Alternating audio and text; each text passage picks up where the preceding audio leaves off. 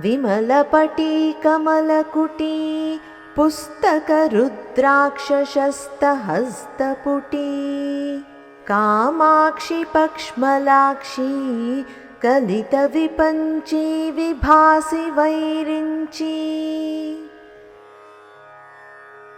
विमलपटी कमलकुटी पुस्तकरुद्राक्ष शस्तहस्तपुटी Kamakshi पक्ष्मलाक्षी कलितविपञ्ची विभासि వైరించి।